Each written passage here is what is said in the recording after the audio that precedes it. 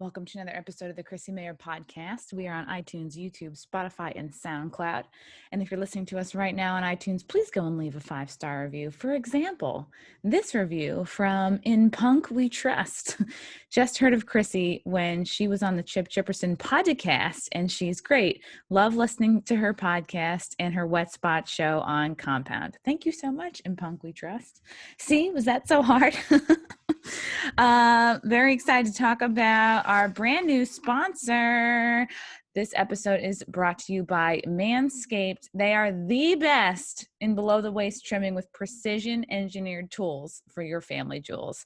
They're based here in the US, but they actually just launched in the UK. So get them overseas now from my British friends. If you've ever had sex accidentally after nicking your nuts, if this has happened to you, it's happened to me. Well, not me. I was with a guy, I'm not going to say who, but they cut the base of their dick and they were in pain when we were fooling around. I had Frank try the new lawnmower from Manscaped and it worked really well. In fact, it made his dick look bigger. And I'm definitely going to get the weed whacker from my dad. It's like a nose and ear trimmer. It's like good for all the hairs that pop up when you get to be an old man. The battery on the lawnmower, by the way, lasts up to 90 minutes and comes with a really great recharging station. Like their products are legit. They're waterproof. It has a cutting edge ceramic blade and will reduce any awkward grooming accidents. If you're a dude, seriously, give this a try. Go to manscaped.com. Use the code CMP for 20% off plus free shipping. Ladies, you know what I'm going to say already. Yeah, get this for your man. Christmas is coming. Get that stocking stuffed. Manscaped.com. Use the promo code CMP. You're going to get 20% off plus free shipping. Also really excited to tell you guys about Cushy Dreams. Cushy Dreams offers a full line of premium smokable CBD. They specialize in extraordinary CBD-rich hemp flower, aka bud. I have some right here. They have all different, not really flavors, but styles. And it looks just like weed, but it's not. It's like kind of amazing. So I tried this. I got the Hustle and the Create. And again, I did not feel high at all. Like I did not go to La La Land like I do when I smoke weed. I was like very relaxed. My body was calmed down. My anxiety was chilled. It was honestly amazing. And I was like, I had to stay in contact with these guys to make them a sponsor basically because I love the stuff so much. And I don't know if anybody in my family would appreciate this as a stocking stuffer. Oh, probably my brother's, probably my boyfriend's brother. He's into this shit. But yeah, now you can enjoy, and they do the bud and they do the pre-rolls, which I'll show you. The pre-rolls are basically, basically like nice quality, like basically joints. They look like this. It looks like weed, but it's not. Enjoy all the health benefits of CBD without getting high. There's under 0.3% THC. It's cannabis that ships directly to you. It's legal in all 50 states. Join the men and women who are sick of vapes and gummies who want to smoke their CBD. Cushy Dreams, smoke your CBD. It's 100% hand trimmed. It's never machine trimmed. It's grown here in the USA. Every batch is slow cured for 2 to 4 weeks to guarantee maximum freshness and preserve flavor and cannabinoids. Cushy Dreams has CBD flower in pre-rolls, like I just showed you, and in flower, which I also just showed you. They come in specific indica and sativa blends like Energy, Hustle, Relax, and Dream. Again, like this worked wonders for me. I was an anxious mess. Well, I still am. And honestly, I'll have like a couple of sips, a couple of pulls of the pre-roll, and I'm instantly like within 5 minutes calmed down. And it really made a big difference for me because I'm somebody who just wastes a lot of time being anxious and not tackling my day or like getting tasks done. So, and this doesn't make you, high and silly and laughing. So go to cushydreams.com. That's KUSHY. Get some high quality CBD bud at the checkout. Use the promo code CMP for 20% off every order, not just the first order. This gets you this discount every single order. And I think free shipping. Smoke your CBD, guys. I'm so excited to have this guy on the podcast today. He is a comedian based out of DC. He's an author. He's got an amazing Twitter, who I'm a huge fan. That's how I found him. It's Tim Young. Hi. Yay. I wish I had any kind of enthusiasm in me right now. It's not you, but I'm just so, you caught me just before the election, and I've been nonstop for 2 weeks now or something, flying around the country. And I haven't stopped traveling the country for about 6 months, but it's crazy. We can get into it, but no, you know how, I don't know how much of a drinker you are. I think everybody who's a comedian really is. You know, I was a casual drinker, but this quar and the lockdown has made me, I would say, an avid drinker. So we're kind of in the process of shifting things around here, but like that is, you can kind of see my bourbon collection over there. That is impressive. That's only like 1/5 of it. So I'm like a bourbon sommelier now. And I got certified in the middle of all this stuff. And wow. I realized my exhaustion levels hit the point where you have like 1 or 2 drinks and you're trashed. And so I'm a lightweight now. Is it because that you're drinking more hard liquor as a bourbon sommelier? I can usually handle 5 or 6 on like a good... Oh yeah, you're a man. Hangout and and not be tossed. But like, really, like what did I have last night? And I was gone. And then I was just making phone calls, like catching up with people, and nobody knows when I'm trashed. I could be trashed now. I had a Old Fitzgerald. It's about 100 proof. That is how my dad always was. He would have like 9 beers and be the same person. And I'm like, how? Are you Irish? I think so. I'm kind of a mutt, so it's like everything out of Europe. Yeah. It's always weird. Why are old people like so hung up on that? You ever get asked like, what's your heritage or whatever? Yeah, you know, like people get upset when they don't guess it correctly. When people go, "Oh, you're Irish," and I'm like, "No, I dye my hair red." Well, I'm definitely due to go very soon because red hair, it washes out like pretty quickly. It's pretty high maintenance.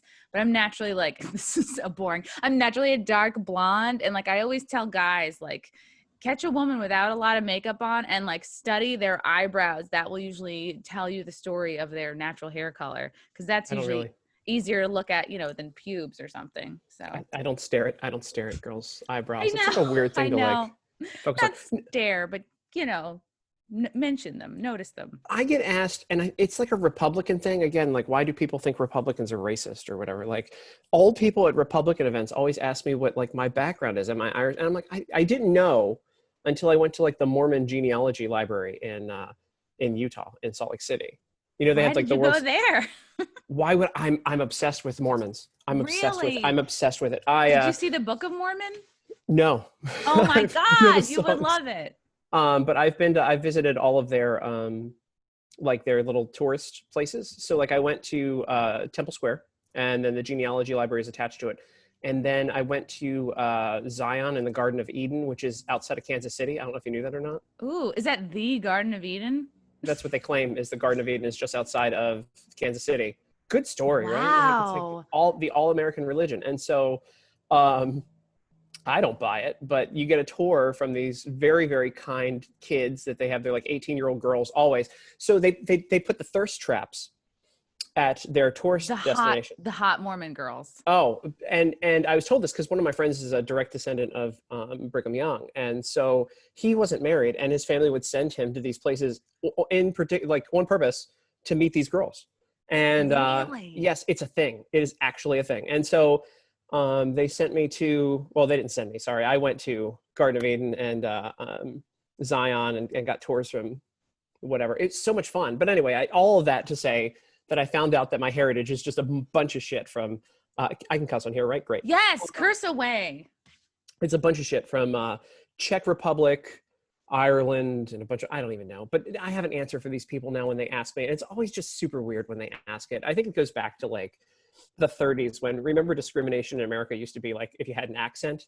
And like when people came through Ellis Island and they're like, oh, you can't read English? You're, I don't want to say the R word because that's offensive. Like, are you a Mick? Or what do they call Germans? Are you a Kraut? Are you a...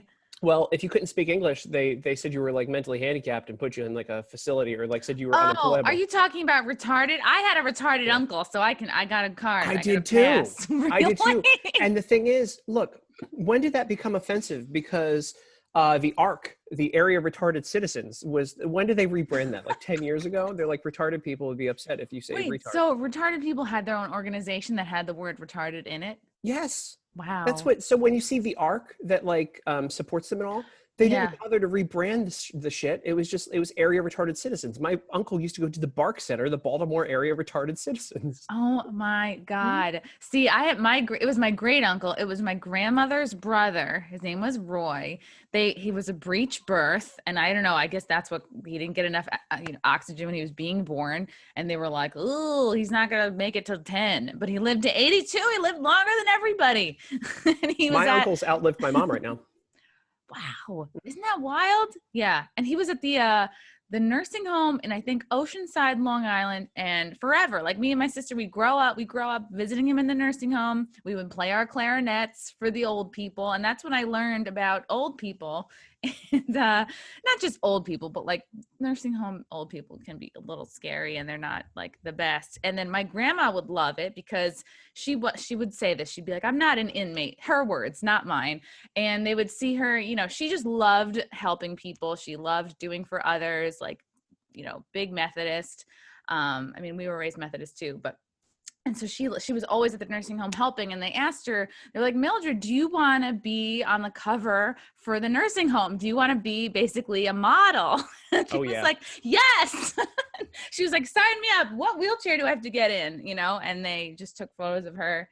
And it's so funny because I think she used to model for like 17, like 100 years ago. Like she was in a magazine, but like she's so cute. Like she just loved attention so much. Like I think one time she like ate too much chocolate and passed out, and they're like, they brought a whole fire truck for me. I just like my kidneys failed. Yeah, we look in her fridge, we're like, Grandma, you can't just live off of like mini Kit Kats and like mini Hershey's. You can though, turns out it actually works. She was thriving. Yeah, she also lived to be in her 80s. So, you know what? All the things they say about health, it's like you just got to figure out what works for you. Some people can get away with smoking. Some people can get away with eating tiny chocolates. I didn't realize you had. Old people smoke all the time. It's not in my bio. You didn't realize I had a retarded uncle? I didn't realize you had a retarded uncle. I didn't realize you had a fascination with Mormons. Oh, yeah. Yeah. It's a crazy fascination with them. Like it's the weirdest. And I performed at Sundance. I did stand up at the whatever the comedy club is out there. In Utah. Yeah, was it? God, almost a decade ago now. I'm so old. Flaps. That's just what I say when I can't think of the name of the club. Yeah, it doesn't matter. I don't do clubs anymore anyway. That's a good story. We'll get to that. So I did that, and I made fun of Mormons the entire time, and they loved it, but the management did not. And they also, just before I went on stage, said you can't say fuck and you can't say cunt on stage. And I was like, okay. I mean, it's interesting. Literally just before I go on, I was like, have you seen the stuff I sent you? Because I used to work Really Blue, and I ended up working both. And by the end, I was like, they're not bringing me back. Like I just knew it. I was just like, it was like a guest feature or whatever. I did like 20, and at the end, I'm like, fuck it, just let's do this. It's almost like if someone had told me before a set, like, you can't say fuck, you can't say cunt. And I really normally never curse. But the fact that that's been put in my head just before I get on stage, it's like, oh, now I'm thinking about it. It literally, and I couldn't let it go, and it slipped at 5. And I was like, okay. You see the guy in the back, like, yes. throw his hands up. And they let me finish because I actually did quite well that night. I guess the Mormons, I was talking about how they don't have sex or something. And weird. They love getting made fun of, by the way. They love it. Wow. They're real cool. You never know. You never know until you do these kind of specialized gigs, how these groups of people feel. Like the closest I've ever done, like I've done a couple of Mason fundraisers, Freemasons. And, it's like a lot of it is like, okay, it's all older men, middle-aged and up men. And you're like, okay, you got to get them to like be on board with this. So I would Google and put together like a lot of, street jokes about being a Mason. Like, how many Masons does it take to screw in a light bulb? And then, oh God, what was the joke for? One to take the notes, one to hold the ladder. And like, you just mention little things about their group and they fucking, they go nuts. They lose it. And it's like, I'm not trying to like pass this, material off as original. It's kind of just like mixed in with crowd work, and it's like, these are old men. And it's like, oh, okay. And you have to do that to get a group of people to be like, oh, this person knows about us. They care about us. And same thing, like women can't join the Masons. So I was like, Really? oh, I'll Still? start there. There's another group called like the Northern Stars or something like that. And I didn't know that at the time. I was like, I'm going to start my own group for female Masons. We're going to be called the Masonettes. We're going to have a kick line, like the corniest stuff I was saying. Killed. But they're like, It had to kill, right? murdered. Yeah, mm-hmm. Oh. No, I did. My problem is when I do events, especially for like, so I did the Accuracy and Media 50th anniversary gala I hosted here in DC. And I don't think, we've been told that Republicans and conservatives aren't funny, and they're not used to having anybody who used to work blue be able to work a room too. And so I'll get up and do a set, and like the first couple of jokes will always be like, wait, this guy's telling jokes. And then It'll take it's them like, a while oh, wait. to realize. Yeah, my favorite was making fun of Ben Carson to his face. What did you say? He was an honorary. I think I did the line. So there were two bits. One was about how my friend actually. So in undergrad, I studied neuroscience, which is kind of weird. Wow. I didn't get the degree in it, but it was whatever. You attempted it. Well, I could have, and I was like, science sucks. You have to be smart to check the neuroscience box when you're picking a major. Makes me sound so fucking smart. You can't just be like fucking around like, oh, you know what I mean? At Hopkins, by the way, at Johns Hopkins, there was no joke. I was at the University of Maryland, but I did the research at Hopkins for 2 years. Anyway, whatever. So Ben Carson was still a doctor then, and he was really popular in Baltimore and would come and lecture. And one of my friends fell asleep next to me after he directly asked him a question. He was like a couple of rows back, and then he fell asleep during the answer. Wow. And that was one of the ones I did. But I also talked to him. The bit I did was the he always tells a story about how he got stabbed, he went to stab somebody and he hit a belt buckle. Oh my God. I don't believe it. I don't believe that story at all. You believe that he tried to stab anybody? I was like, that was it. The punchline was you were about 2 inches away from being like a crime lord and yada, yada, yada. So you'd be the Republican Jesse Jackson. And the whole place just went nuts. So like, they lost it. Yeah. But that's the guy, like he's the least funny, I think, of anyone in the administration. Like if Rick Perry's there, isn't Rick Perry still in the administration? If Rick Perry was there, it'd be a whole different thing because Rick Perry can. I really need a fact checker for these podcasts. I got to set up another computer and check when these things come up. Yeah. Let me see if he is still the Secretary of Energy. Wow. Well, we are on computers. That's true. That's true. I'm so afraid to like touch the one that has the Zoom going. It's like I am a little bit like, don't mess it up. Oh, my thing. I host radio for Sirius XM on their Patriot channel. I fill in for David Webb a bunch in the morning. Ooh. And I will, with this, now that I host from home and not the studio because the Ronas keeps you out of the studio, even though it's just you in the studio by yourself, and also like the glass could not be thicker between you and a producer. Like the separation really makes no sense. No sense. It's like we can go. It's like there's no separation when we go to Taco Bell drive-through. Like I don't know why that was my first example, but well, your life is dope. That's why. Oh, I'm really lucky because I do a show at Compound Media in New York, and we were open the whole time. Like the guys in the booth kind of like, they're like, yeah, we didn't really get a break. We didn't have a time to be home and watch Tiger King like all you guys. So I would have made more money if I would have plunked down the money for the Comrex system. I refuse to do it. It's I don't know if you know what the Comrex system is where you like host from home. This is very exciting for listeners, by the way. It's like $3,700 for essentially a cell phone that you put like it's a box and you just plug things in and you plug it into the internet or it's Wi-Fi. $3,700. And why do you need that? Because you can link directly to media companies or the radio to plug in. So they just send me one. They probably spend $500 to overnight it to me with insurance and stuff. But like, it's like, I don't know. Did they use UPS? Because you can't trust UPS now. They're going to open up your shit. They do actually. They do. And it comes in this big, like, it looks like a bomb when they're shipping it. So I'm surprised they don't. Yeah. Wow. I'm taking it on a plane. I'm going to get patted down. Have you been on a plane since? I've been on like 50. Oh, duh. Right. You just said you've been. Right. Because you've been around the whole country. I think I'm getting my notes mixed up. You've been traveling around the whole country basically, and you know for a fact that the polls do not reflect America's enthusiasm for Trump because of Mhm. what you saw while traveling around. And this was an article that I read that you were featured in, and it all basically started in a Minnesota barbershop. Is Yeah. that correct? Yeah. So I was in a barbershop in Excelsior, Minnesota, and talking to the barber, of course, and a couple of people were sitting around. By the way, I picked that barbershop because nobody was wearing masks when I went in. I'm like, this place is where I need to be. That is And exactly why my boyfriend won't get his hair cut. He's like, I'm not wearing a mask to get my hair cut. So he does it himself and it looks bad, but I appreciate his values. yeah. Also, I appreciate that you don't have the "I'm a lonely girl" shtick, and you actually admitted having a boyfriend. Like Aw. that is the most like overused line of jokes that female comics do. Is like, oh, I have cats, and I have. It's like, okay, enough. And you would Which know, right? You're all over the country. yeah. So So yeah. anyway, but uh, this barbershop, I was talking about polls and I was talking about everything, and the guy goes, oh yeah, when we get called, we lie, and I'm like, what? And they're like, yeah, my wife and I both got called twice, and we lied both times. And one of the other people sitting around waiting said, yeah, me too.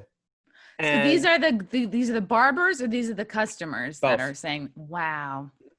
So I was like, what? And I was like, why? And he said, I don't want my business targeted. I don't want to be threatened by people. I don't know who these people talk to. It's a problem. He's like, I'm like, the riots were down the street. They were, it was about 25 minutes outside of Minneapolis, St. Paul. And so they know, like they see it. They saw it on the news. I was there actually during the riots. I ended up in the middle of Whoa. Minneapolis when that all broke down. It was kind of crazy, actually. Everything I've had a very far Scumpy tour, How did traveling you around. end up in the middle of all that? Timing. Yeah, I'm just I mean, just like literally, lucky. like yeah, like lucky me, yay.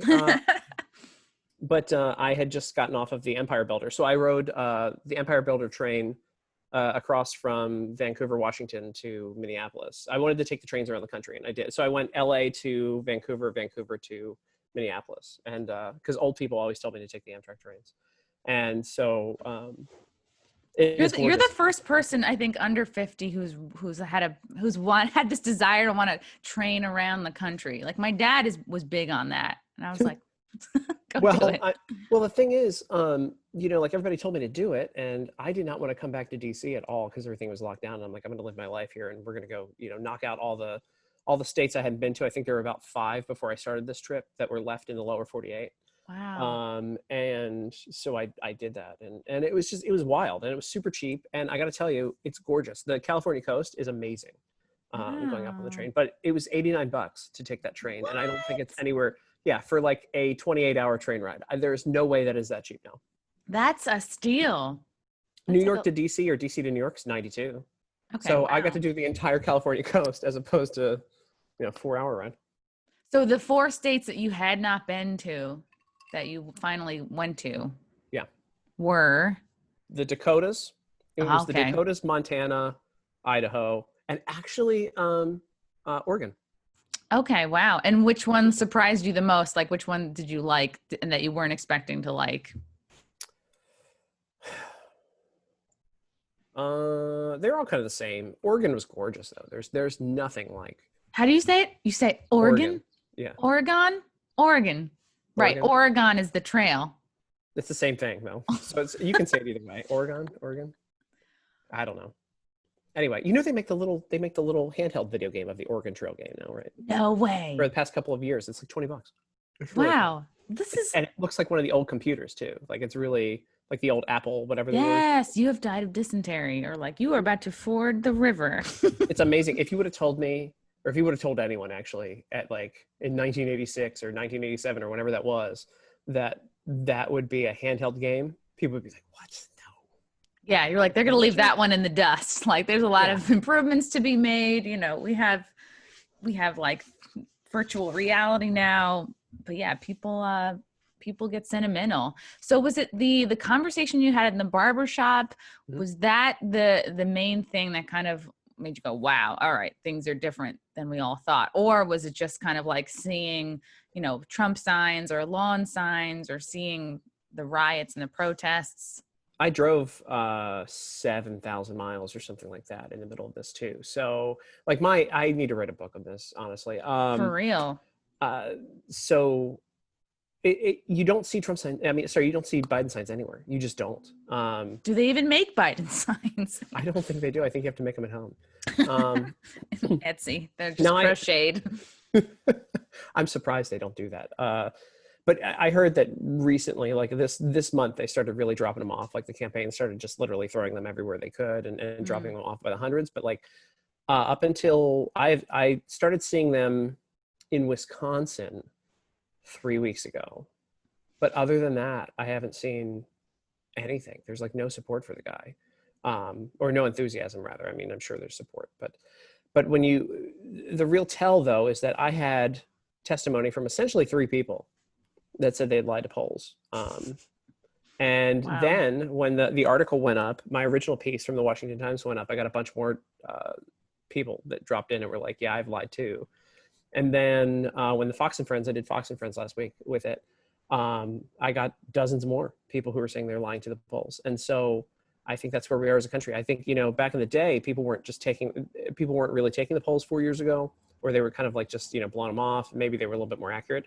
I think the polls are way off this time, like 15 points off. That's really interesting what you said about the business owners, because I was like, oh yeah, because they don't know who these pollsters are. They don't know what organizations they're linked to or who they know in the community. And if they're like, oh, pass it on, this barbershop's voting for Trump, like it's possible that they could be more so of a target for. How did we get this way, by the way? Like, when did we get to the point where we're afraid to tell people who you're voting for? It was always like, I remember growing up, it was like, all right, the Republicans are sort of crusty, but my mom always voted Republican, and like my dad would either vote Republican, and then for years I'd hear my dad talk about like how cool Ross Perot was, and he was always very cynical, like politics is a sham, everyone's full of shit. But now, and then my mom died a couple years ago. My dad's out in Florida. My dad has a new girlfriend, and good for him. Woo! Found another one right away. And the last time I talked to him about it, he was like, told me he was voting for Biden. Oh, like Michelle doesn't like the way he talks. I'm like, you're voting for Biden because of your new girlfriend? I was like, dude, dad has changed, and then I think I tweeted about it, and people were like, hey, you know what I mean? Like getting pussy, maybe it's, and then I was like, this is gross. It's my dad. But people were like, oh, pussy's more important than politics. Your values change. I'm like, yeah, I guess his options are limited down there.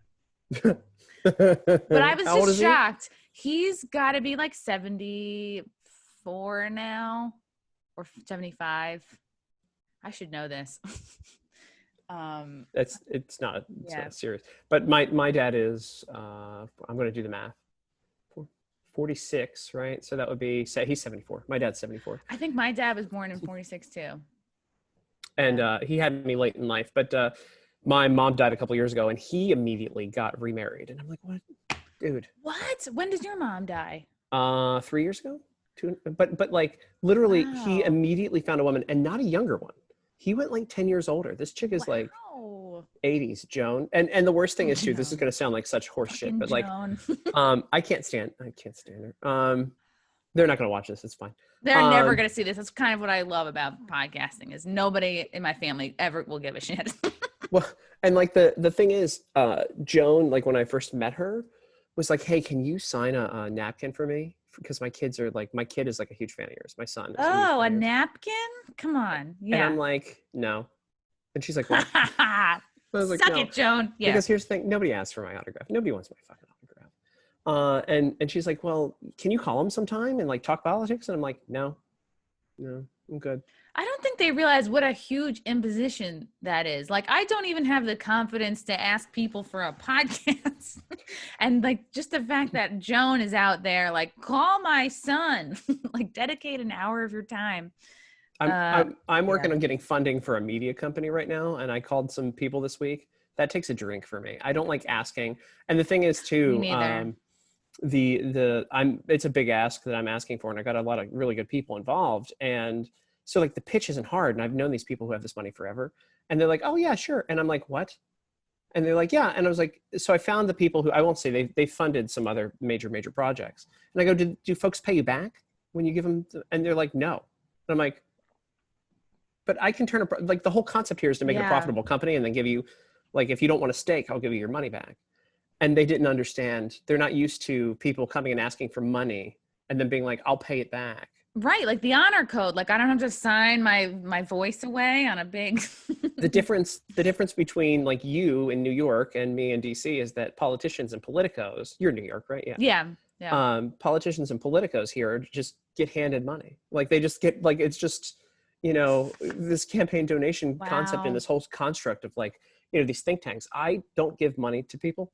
Like I just don't. Oh yeah. I gave a bum $20 the other day to stop harassing my friend on the street. And I was like, I really overspent. You know, I just had nothing smaller in my wallet. And I was like, you know what, Christy, how often do you give money to bums? You did a good thing. You're a good person. And we were sitting down like less than a block away, like maybe 20 feet away from like where I had given the bum money. Who even says bum anymore? I do. And so we're like, probably you're going to get like flagged for, you know, inappropriate. Like we've already got retarded in here. Oh, so yeah. We're just going to hit all the groups. Yeah. And so we're like eating at the outside, you know, in New York City, you eat in the street. That's what you do. So someone can walk by and stab you with a needle or whatever. Mm-hmm. No, it's very, you know, the ambiance is whatever. We're in like a tarped tent, you know. Okay, hold on.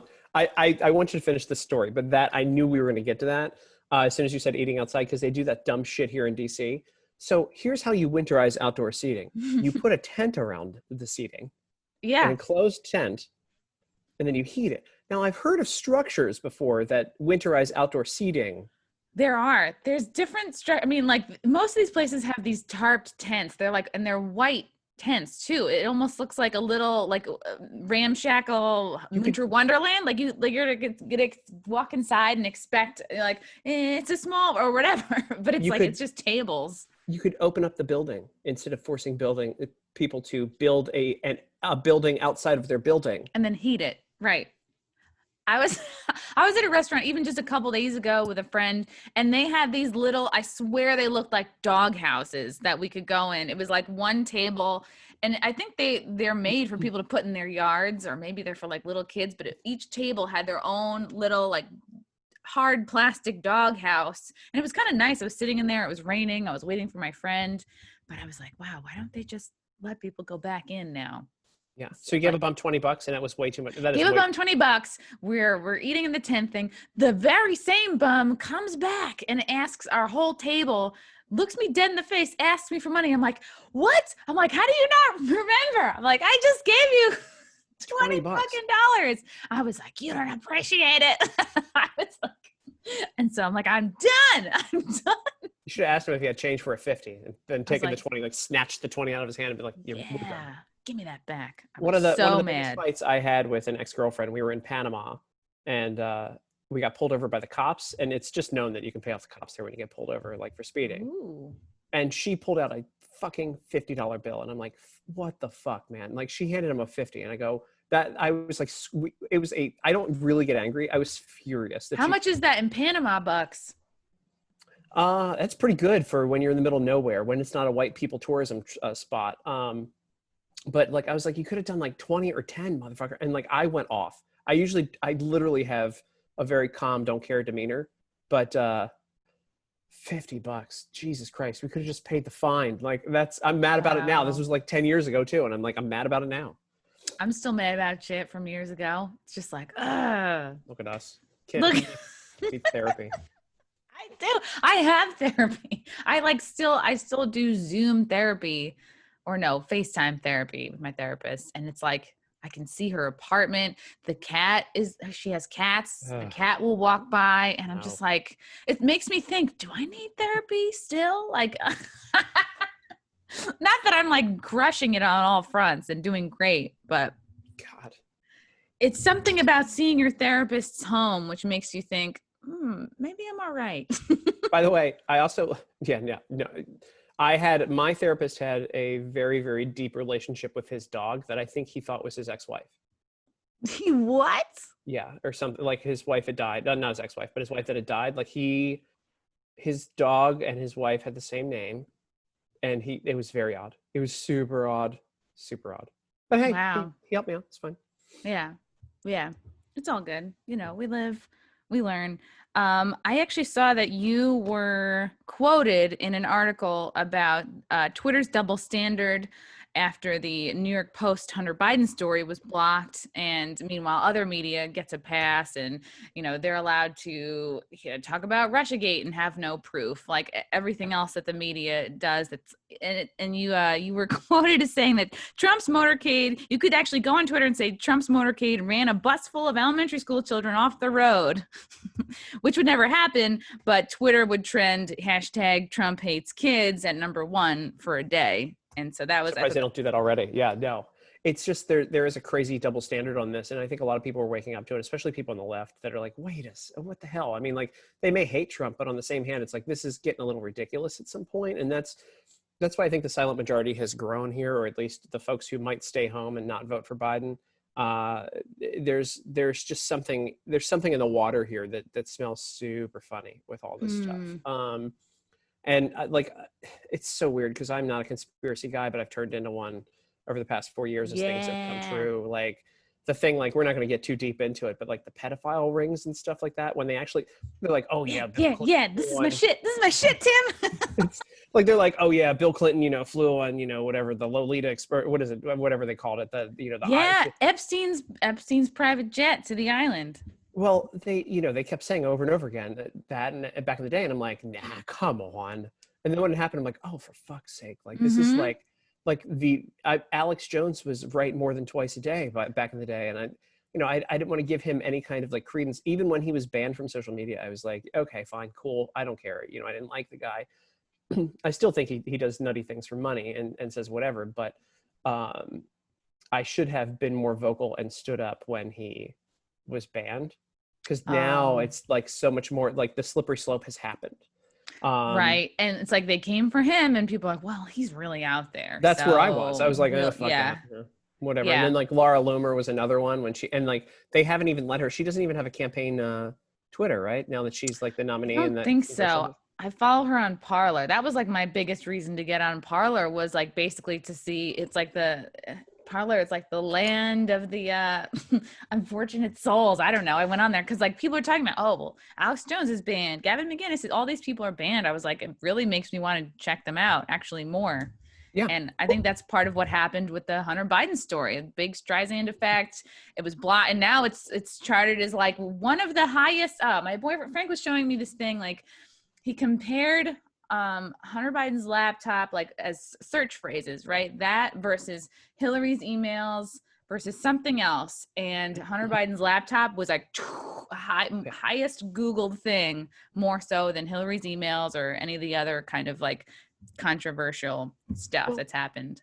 I just don't like it's as if the folks in the media and the folks that run these social media companies don't understand how things function at all, like as far as the Streisand effect goes, because remember like a couple weeks ago, they were obsessed with QAnon, and like QAnon, like, I've apparently been in Q drops before. They like, whoever QAnon is really loves me. They've put me in coded drops. Really? Mm-hmm.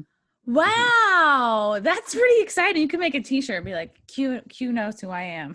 Yeah. Q sent me. Like all these people will tweet like Q sent me. So if you do a Twitter search of like @Tim runs his mouth and Q sent me, there should be a bunch of like messages. Wow. And stuff. Like people, so whoever he is, hey, cool, thanks, man. He should send you a t-shirt or something. Don't they have merch? Do they have a merch site? But they should. They're screaming about this, the conspiracy theory and QAnon and stuff like that. The media, like, I mean, they ran there was a whole like half-week cycle on it. I'm like, guys, if you want something to go away, just shut up. Yeah, you know what it is? Like, I take a small amount of credit, I think, in all that, because I tweeted at Chrissy Teigen, and she never should have responded because I'm not verified, and I had only 15K followers at the time, but I said, like, this was in July, I think. I was like, some celebrities have been very busy since Ghislaine Maxwell was arrested.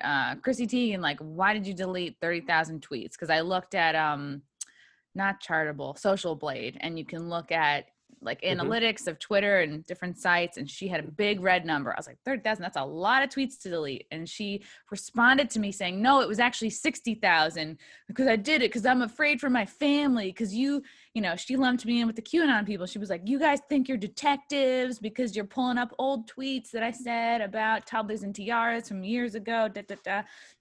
And then after I tweeted that out and she responded, whoosh, this wave of people that had saved all of her tweets from like her bad Twitter years, which was like 07 to maybe 2013, and like her saying creepy shit over the years. Mm-hmm. And that sort of catalyzed her blocking a million people and then going private. And then Twitter, and then Chrissy Teigen was like, I'm going to quit Twitter if you don't do something about this actually scary behavior. And then Twitter came out against like the Q people. I'm like, and that's what really filled me full of rage. I was like, wow, this much enthusiasm to, knock out Q people, but they will do nothing about all the child porn. Like, it's actually difficult to report child porn on Twitter, but it's like, it's very sad how easy it is to come across. And her stuff was gross. Like the stuff that she had said, I remember seeing a couple of those tweets and I was like, what the fuck is this? Like, why this thought would never even come across my mind. Like the stuff that she would say. Right. Like, and I love pizza. I don't think I've tweeted about it once since I've been on Twitter since 07. I don't think I've said one thing. That you love pizza? Yeah. I really, it's really my go-to when I'm walking around the city. It's like, it can be cheap. It's like, there's nothing like that hits you like a good slice, when you're feeling sad, when you're happy. You going to Comet Pizza too? No. Ugh. I love Comet Pizza, by the way. It's a great place. You had been to Comet Pizza? It was right by the TV studio. I had a deal here, Fox 5, until they ran out of advertising money recently. Which, by the way, that's a funny story. We'll get to that in a second. I know you have notes, but whatever. But you know what? They're just drawings, really. Fine, yeah. But Comet Pizza was like a half mile away, and they have a really good smoked mozzarella pizza. And it's just it's Comet Ping Pong. They have ping pong tables and the whole thing. There's no child sex ring operating out of Comet Pizza, I swear. Really, though? Yeah. No, that's not real. So you are not a believer. Did you ever see their Instagram account? How icky it was? All the pictures of the I didn't see kids that were everywhere. Well, because kids go there with their families to play like ping pong and stuff. They have like. But wouldn't that make it the perfect cover for? Listen, I'll just tell you now. One of the places that was linked in this originally was East Side Pies in Austin, where I used to live, like right by my place. And East Side Pies was a trailer with no basement, and it was literally just a trailer. And I'm like, there's no way. I used to run by it every day. I just put it in my running room. I don't buy it. I don't buy that. So you don't think the Podestas are involved in some shit? You don't think there's a Frazzle Drip video out there? Oh, listen, I think, well, the Podestas are involved in all sorts of shit, but no. So my ex-girlfriend, who was a senior advisor to Bernie Sanders, actually, at one point, she was John Podesta's number 2 as well. Oh my God. You. And we talked about it because we were dating when this all started to like drop, and she's like, no. She's like, he does look like a creep, but no.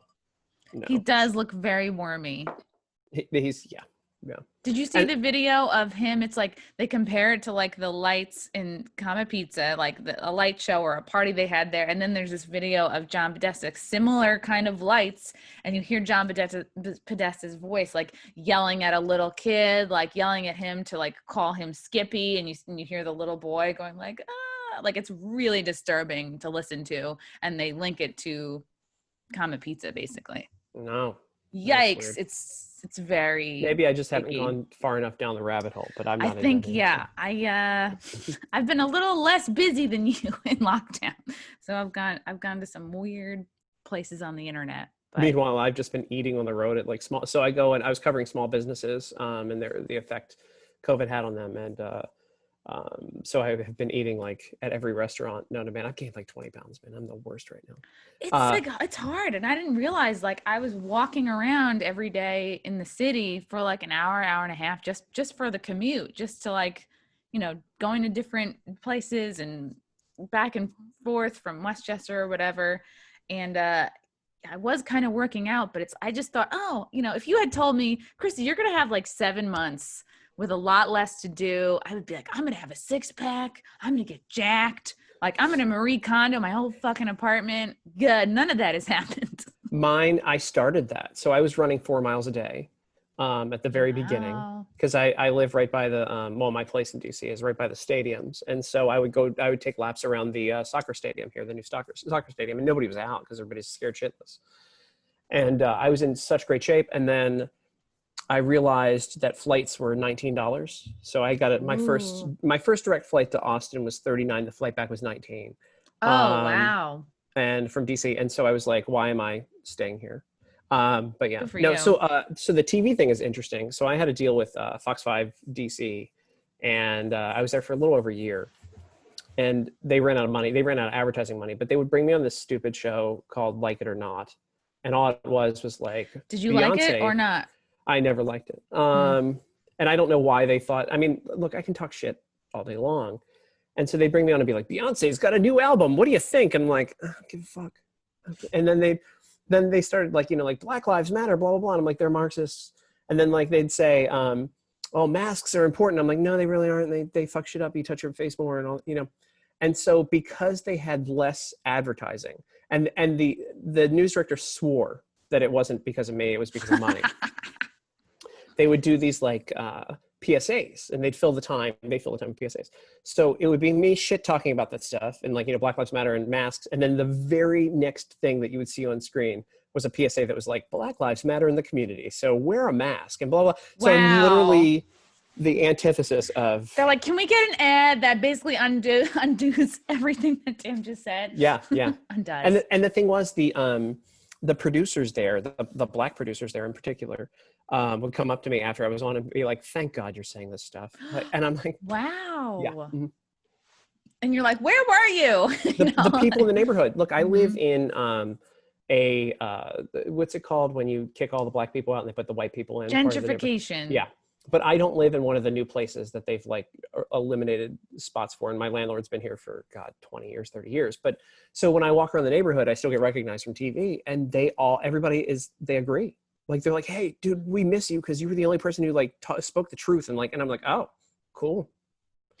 Wow. So like, if you're meeting tons of people in general who are kind of against all this, but you're also meeting many Black people who are not about this. So it's like, well, what does, I don't know if I'm about to say the deep state, but what do the powers that be have to gain from really pushing this narrative that, oh, we need to fucking blow everything up and start over, or like, you're not Black if you vote for me, like this? They're really just, it seems like they're just really pushing this super hard and censoring anybody who's got anything, truthful to say. They just want to get rid of Trump by any means. That's it. By any means. That's all like, they don't care what it takes. They don't care how fucking crazy they sound. Like, they're like, the impeachment didn't work. Russia stuff didn't work. The Stormy Daniels thing didn't work. Oh, God. Remember her? She got a key to West Hollywood. A key? There's a key to West Hollywood. They had a whole ceremony with her and Avenatti. Wow. I opened for her once at this comedy club in White Plains, and what? she was just she doesn't do comedy per se, but she tells funny stories from when she worked in porn, and she has like some jokes, and she was very entertaining. And the people that come out to see her, they're like, they want to see a celebrity, they're fans of her specifically. So I had to just like warm the crowd up, and like I talk about like, I make fun of, I don't know. I'm not like typical female stand-up, like what you mentioned before. I don't talk about like that I hate men or cats or that stuff. Like, but I will make fun of like myself and people I've dated, or I have a 10-minute bit about waxing or whatever. So it kind of worked for me to open for her. Yeah. But I was just blown away by how like gigantic her security guys were. Like, there was one guy, he was just like a refrigerator with a suit jacket on, and I was like, wow. She's making good money if she's got security like that then, right? Oh, yeah. Yeah. Because those guys aren't cheap. I'd imagine they're like at least $500 a night or something to have them. It's crazy. I always wonder what Caitlin Bennett spends in security, because she's always like, she's got like 10 dudes around her. But she's also going, in the middle of college campuses, and people and do they announce that she's coming so that she can be like, I mean, this is like, she's like a pro wrestling heel. They know she's coming. Again, if it's, I don't know, good for her for building a business or whatever, but and the thing is, like, so like QAnon, not my thoughts are all over the place here. Like QAnon, like internet people are Bumble, my God, I'm so out of it. Twitter people are so obsessed with her. And who's the other guy? There's that kid. With Caitlin Bennett? Yeah. Like the people who claim to be legitimate journalists are so hung up on her. I think, she got a lot of attention, obviously, for walking around with a gun after her graduation, and she goes into these college campuses, and she also looks like she could still be in college. Like, I think anytime you have like a cute female, like, touting conservative values or it always gets attention because it's against the norm. But she's like, she intentionally wants people to she wants the people to follow her and shit on her and do that. She knows that's her career. Like, imagine she didn't have anybody coming after her. Like, and she...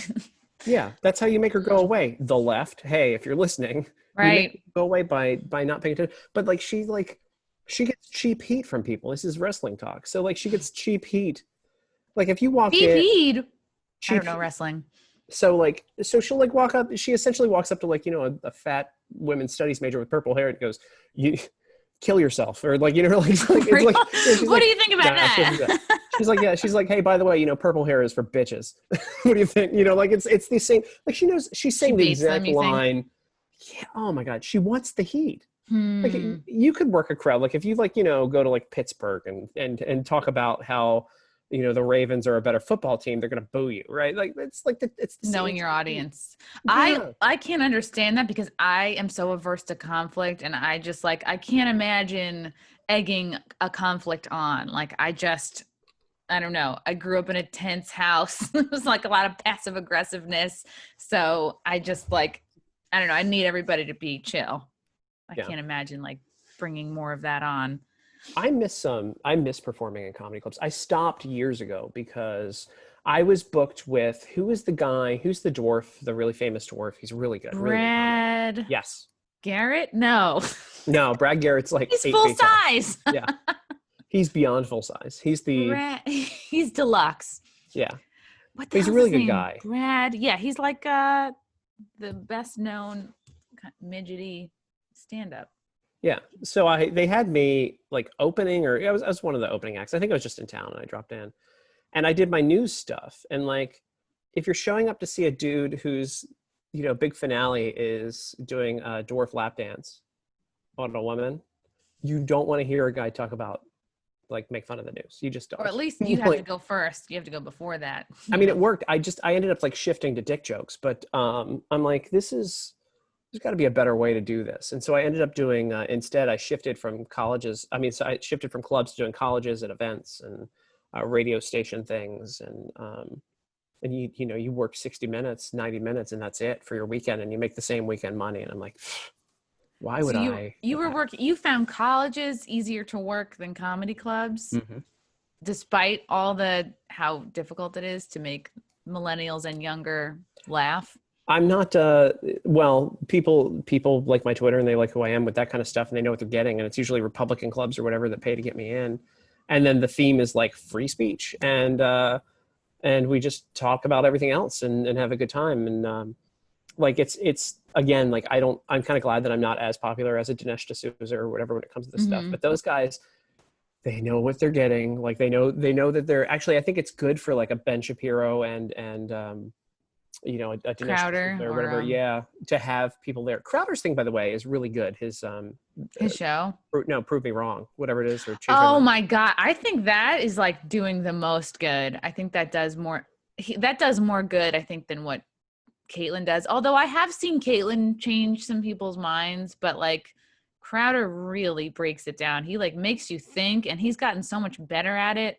Over the months and years, he actually gets the other person to get their guard down, and he's learned to be a little bit less confrontational. He's a little sweeter, and he gets them to just be oh wow, I've been lied to.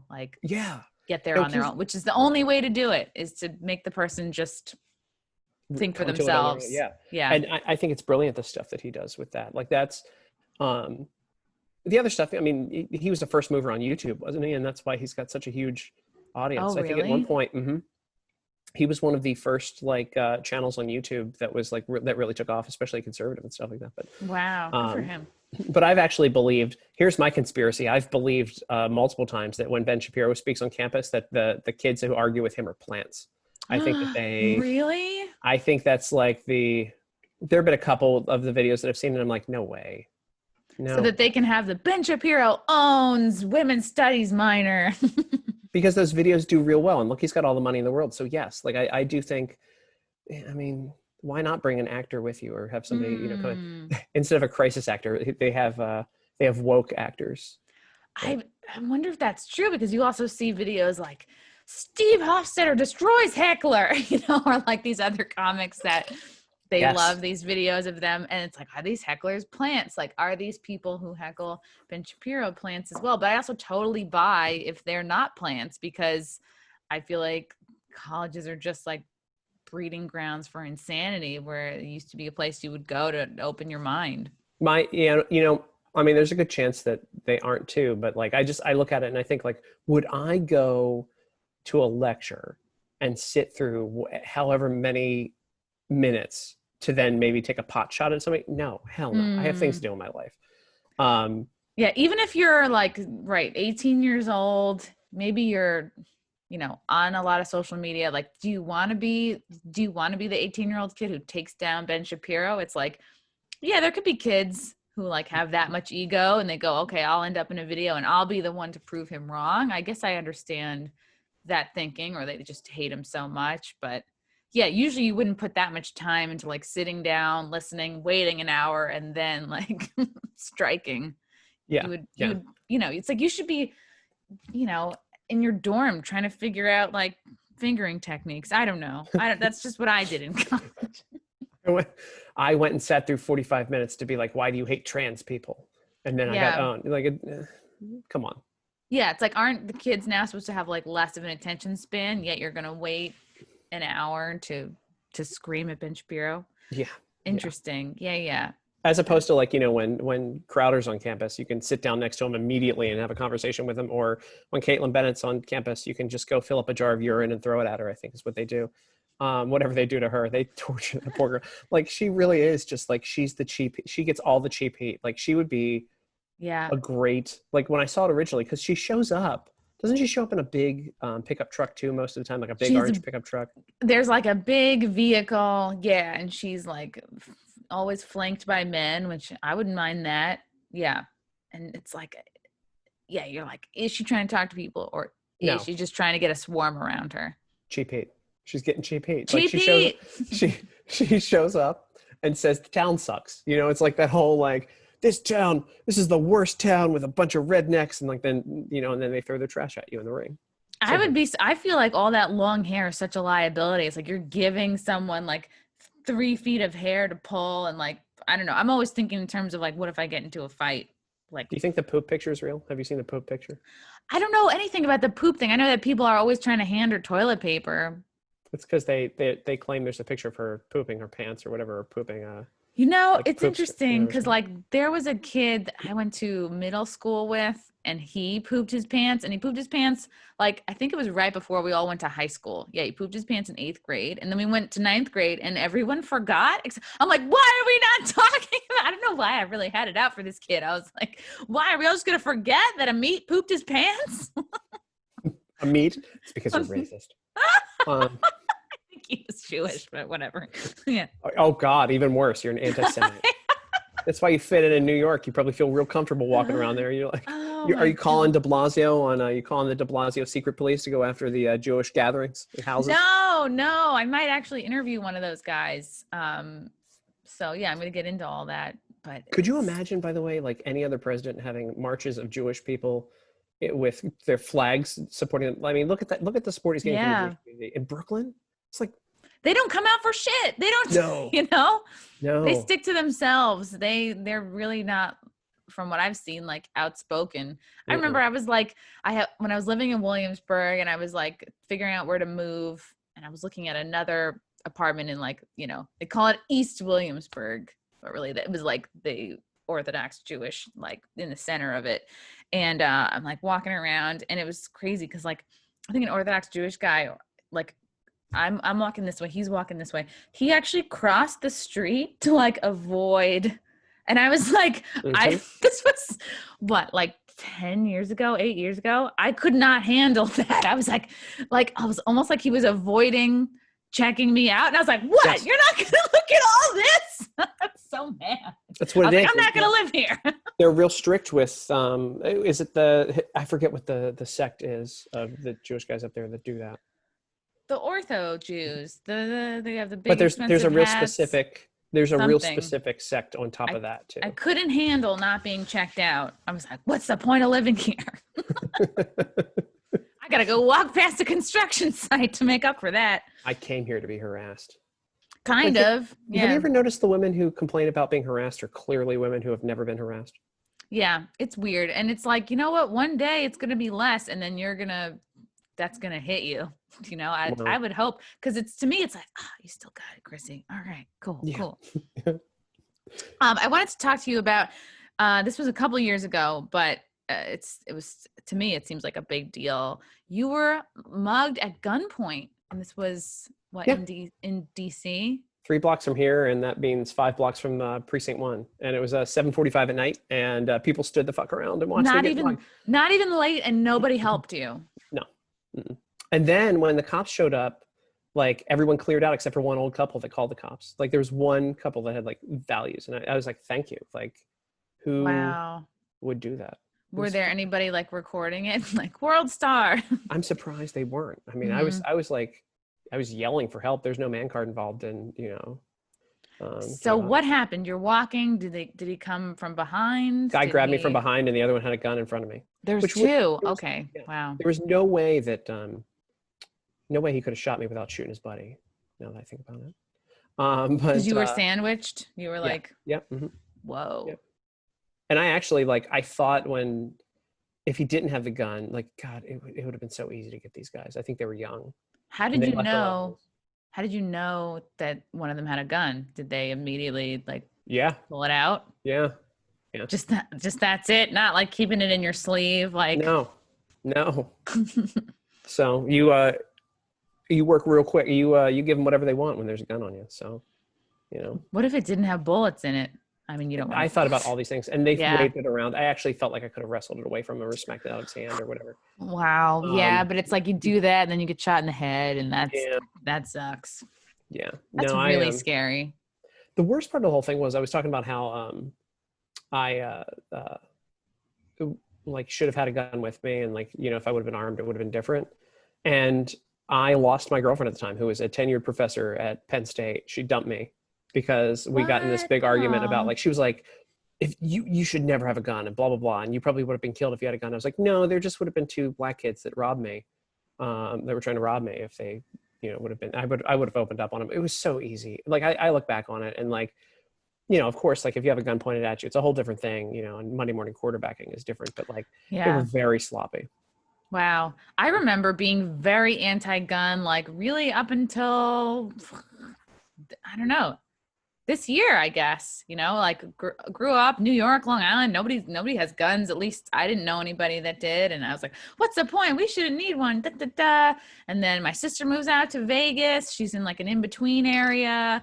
She gets a bunch with her husband. And I'm like, why so many? And then the riots and the looting started. And I was like, oh yeah, of course. And then if you have to defend yourself and use it, well, then that gets taken away. So it's like, I get not just having one. If it makes sense. Once you have a house, or at least an apartment on a ground floor, I don't know.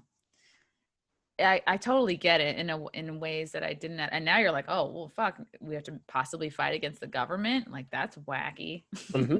Yeah, no, there's a lot of reasons to have a gun. That's a whole. Yeah. There's a lot of crazy stuff. When you said, by the way, I was ready for you to say something that happened a couple of years ago to me. One of my favorite things ever that went viral back in the day. I have one viral comedy hit. And it was, I staged a fake engagement where the girl rejected me on stage. What? Oh, it was fake. Yeah. Oh God.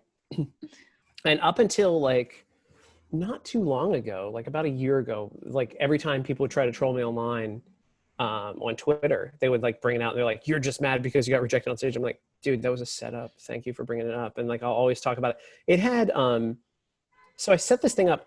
I did not plan to record it. I just figured people would record it anyway. And I knew there were cameras around and people were recording things, and it worked perfectly. Like it was like, could not have been any more perfect. So if you look up like comedian gets rejected, it's gone viral like 3 or 4 times. Ooh. Almost every Valentine's Day, I get like a media organization reaches out to me.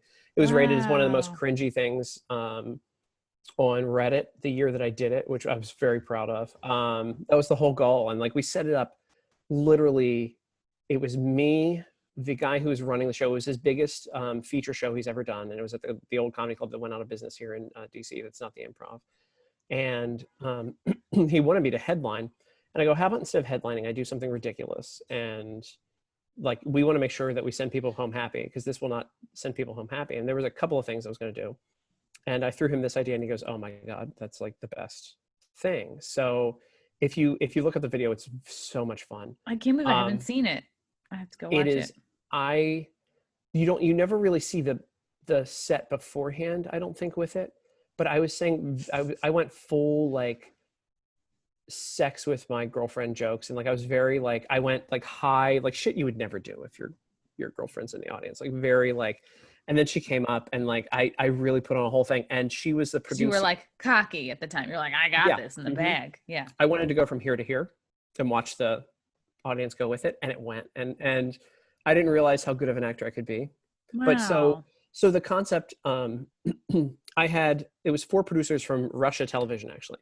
The host and 3 producers of Russia Television came out, because I wanted them to have a table, because I figured if it was just the girl, people wouldn't buy it. They would think it was staged. So she went, and then I had already paid the bill for the table, and then they got up and went after her. And that's when people, like, in one of the videos, I think you hear people go, oh, this is rigged. And then they go, oh no, when the table gets up and goes. And I'm like, this is amazing. And so my buddy comes up and like talks in my ear, the guy who's hosting the show. And he's like, this is the most amazing fucking thing. And the only people who caught on were my one friend who I invited, who's a comic who wasn't on the show in the back, and that guy's father. They actually did not want me to leave the comedy club. I went to leave because they were waiting for me at a bar around the corner for me to buy them drinks. And and they were like, all the comedy people were like, Tim, please don't leave yet. Just have a drink with us. And blah, blah, blah. I'm like, no. I just need to go get out of here. And because they were trying to console you. Yeah. I even got a cubic zirconia ring from eBay for $14, $12 or something like that, with an eBay gift certificate or whatever. Maybe that's why she said no. That's what it was. Like, I can tell. That was like my favorite thing I've ever done on stage, period. Just like, that's very cool. It's nice when the risk and the reward are measured, are worth it. But to horrify an audience like that was just, oh God. Yeah, because you don't see enough of that. Every time you see a public engagement or proposal, it always works out. Nobody's putting on the shit that doesn't work out. But they there was a comedy duo that stole it. I think they were trying to do it with like somebody in their audience as part of their show. It's the ones that do what is it, Oates and Hall and Oates? No, the chicks who sing the songs with the little ukuleles. Reformed Whores? No. Hold on, you know what? I have the internet here. Yeah. I think it is something in Oates. Honey Bunches of Garfunkel Oats. and Oates. Yeah. They had that at one of their shows. And one of my friends was like, they stole your shit. I'm like, I don't care. They didn't. It wasn't them that did it. It was an audience member who got rejected in front of them or something like that. I'm like, okay. Yeah, a lesser version of what you did. Yeah. But you should look it up. It literally went like, I think I even have it bookmarked. That's exciting though. Here it is. Comedian rejected on stage. 125,000. And then there's one that has 300,000 somewhere. Ooh. But I really look like a sad fucking sack. Is that your most, like, I guess, viral thing? No. I've had all sorts of other stuff. Like my tweets and stuff go everywhere. And then like, I mean, my Fox and Friend hit, I know did quite well. Like when you see things shared around, and my writing has gone much farther than my speaking. But, I did my show, No Things Considered, at the Daily Caller, and my clips would get 1 million views. Wow. Do you get, where do you get most recognized? Random places. Like it's the barber. in Minnesota. Well, he didn't recognize me. But people usually catch on. Like sometimes they'll go like, oh shit. Or like usually if I tweet out that I'm at a place, I'll do it after I was there instead of being there. Because you don't want to swarm. You don't want to mob. I just don't want people, and I don't want Democrats showing up that want to set me on fire. Like there's that whole thing. Like you don't, but I did the other day when I was in Birmingham, Alabama. I actually said I was at this bar when I was at a bar, and a couple of people showed up. And so That's I'm not nice. that popular, but it's whatever. You can, if you want, like blend in. Like you kind of look like you could be a lot of people. Like if you just change, if you take your glasses off, maybe, I have a variety of wigs for characters, not because anyone's recognizing me. People think I'm Amy Adams sometimes. Yeah. You kind of have a Hillary Duff thing from that angle too. Wow. Thanks. Cool. Yeah, I've also the gotten side angle is Hillary Duff. I've also gotten Natasha Leggero, but I've never gotten me. So yeah. DC actually I get probably recognized the most from doing TV here. So like, and I'll stop and talk to people because I'm always like, as long as they're not holding a gas can in a match. Yeah. No, they're like, I just think like, oh shit, I forget that like I'm not in an empty studio. When I'm in the empty studio and there's no audience or whatever that people are watching. Do you still deal with like the weird feeling of like, because you're in your head, right? Like we're all living inside of ourselves and, the things you tweet, the things you write. Did you have this moment of like, oh yeah, like that's out in the world, people know who I am? Like, I don't know, maybe it's something that I kind of am starting to struggle with a little bit, this idea of like, not only do you have fans, but like you're, I don't know, you're bigger than you think. Did you struggle with that at all? Like your impact, basically. Nothing's hit me. There's no, like, and I'll talk about stuff and I'll talk about things like, it's super weird. So I'll talk about who's retweeted me or like where I've been called to testify or that I was in it. Like, I was brought up in front of Congress recently. And like, there's a lot of really like wild things that have happened. And like, and really where I want my career to be is I want to be like the modern day Will Rogers, which is a really weird old thing to say. Cause he was, like a spaghetti Western guy 100 years ago that like would show up to Congress. And when he'd show up to Congress, people were like, oh fuck, here comes fucking Will Rogers to run his mouth. I get it. You want to have your own chicken chain, I know that's Kenny. It's Kenny. That's Kenny. Nobody knows Will. Poor Will. He was a big deal back in the day, but you can do it. I think I'm there, like when the president retweets my commentary on, what's his name? Chris Wallace, right after the debate. And that was like the main commentary when the House Judiciary Committee like retweets me or calls me and says things. When I have people, I have people everywhere. Like I've consulted the DOJ. I've consulted like, was it Homeland Security ones? I don't know. Like it's crazy who calls me and asks for things or sometimes people drop things to me. It was to the point. So when I was robbed at gunpoint 2 years ago, they only wanted my cell phone. And half of my friends wondered if it wasn't staged to get my phone. Your contacts. I have, well, I have stuff. I mean, I always have stuff. That's why I have security locks on everything. But like, as the court jester here in DC, especially on the Republican side, I know more and have been told more than a lot of people probably should know. There's stuff that I kept that I know that probably, I mean, I have no way of backing things up, of course, but like they don't send me documents, nor do I ever want them. But I know a lot of stuff that's like just crazy. That's true. Like what? Like Nancy Pelosi's bra size? Give it to me. Saggy. A sag. 36 double. Ooh. Yeah.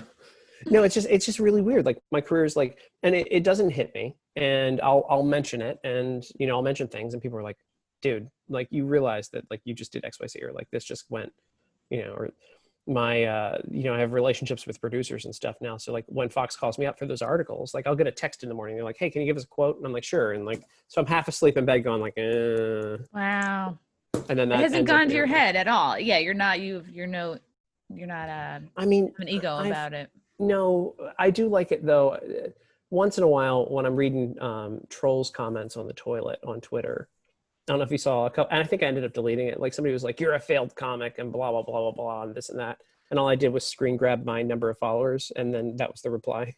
And I just, And that you ended up deleting that, you said? Yeah, because I thought it was a little too dickish. Yeah, it's funny because sometimes you'll be on a roll and I'll get that way too. I'll just want to respond and like sometimes I will want to roast somebody, but like it's happened a couple times where I've said something where it's like, yeah, that makes me look a little icky and I have to like go delete it. And I try to just like think for a couple of seconds before responding. And it's also good to keep in mind like, oh yeah, I don't have to respond to everybody. I don't, I forget where I got it from, but like only respond to love, Yeah. And that's a good thing that applies to Twitter. I'll stomp on somebody if I think it can be funny enough or entertaining enough for people to go after. No, I was asked if I wanted to run for Congress this cycle. That was interesting. Whoa. Or prep for a future cycle if I wanted to move somewhere and get like loaded up to run. And it's just there's a lot of things that like I guess I don't know. Don't make sense. I've had people reach out to me to try to get to like the White House and stuff. I had a business meeting the other day. The guy's not going to see this. And the dude was like, the whole purpose of the meeting was for me to introduce him to the White House. That's what I found out. I thought it was something else. And like, that's what it turned into. And I'm like, what the fuck? Like, number one, even if I could, no, like, yeah. Hey, President Trump, you know how we don't talk and how I've only been to the White House a couple of times. Well, can you take a meeting with some random guy that, bought me a couple of drinks the other day? No. It's not gonna fucking like. It's a good way to get a couple of drinks bought for you, I guess. But I didn't know that's what the meeting was about. So like, wow. I guess like people see it. I don't see it. I mean, like I'm wearing oh, by the way, this shirt is, it's JMO. JMO. In my travels, I went to Splat from Double Dare. It's the worst, right? So this is, it's a pro wrestler. I went to pro wrestling in the middle of Alabama the other day, American Championship Wrestling.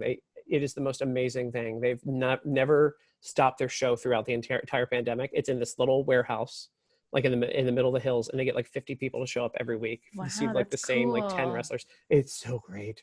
It's like such carny shit. I like that you're into wrestling. That's funny. Well, I'm not really like, but I like have all my friends and stuff that are involved in it. Like I just had a jacket made. I loved it in the 80s and 90s. That was like the thing. And so I have a Macho Man jacket that was made for me by the guys who I'm very good friends with the guys who do all the costuming for WWE now. Do you have a costume like with a cape and? Well, the Macho Man jacket, I have his red, white, and blue jacket with like he had the oh things yeah, on, and it weighs like 20 pounds. Like they made one for me. Wow. And then they just made me a actually I should show you. Hold on. Can I just walk out? Hold on, I'll be right back. Yeah, I'll pause it. Okay, pause. I'll be right back. We're back. So these guys are Main Event Gear, and I should pull up the jacket that they made for me. So I'll do, because I can screen share with this too, right? I think so. Technology.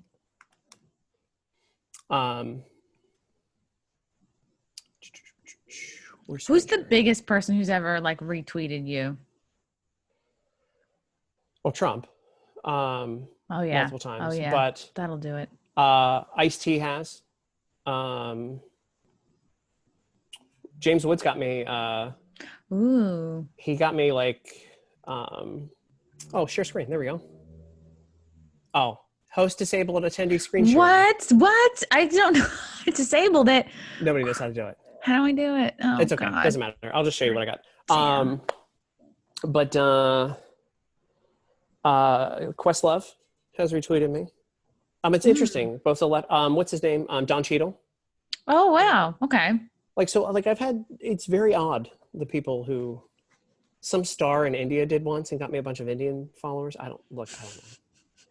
Anyway, so this is a jacket, a famous jacket that Bobby Heenan had. He used to wear it. He was the big bad guy manager and announcer back in the day. And this is going to be my TV jacket. So that's TY on there, right? Wow. But check out the back. Wait for the back.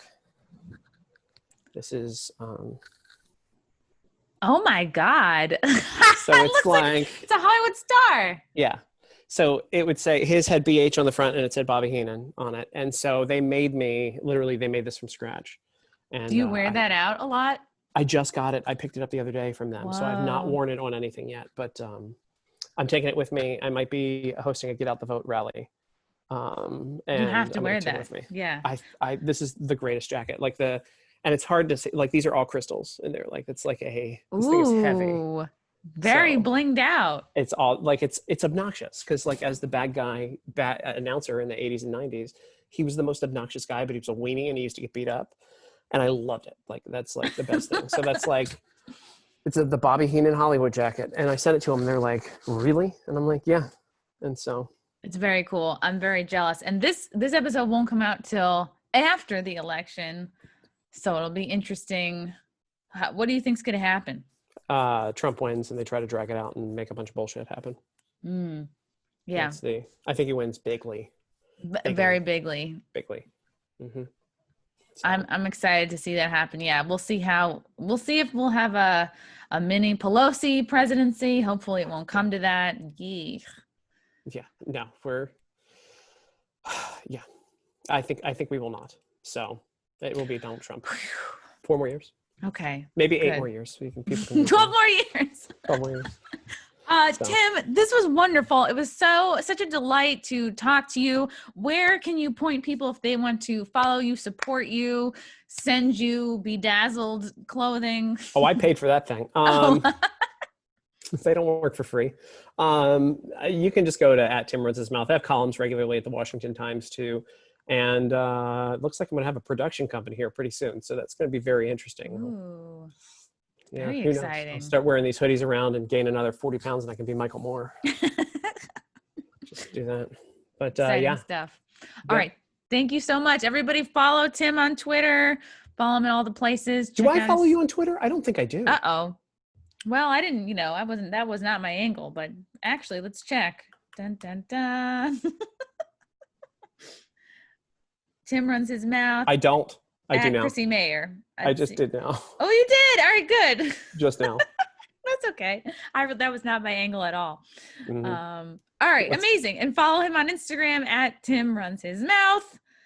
Tim, this was a pleasure, a delight, a joy. Hopefully I'll meet you in real life one day. One day.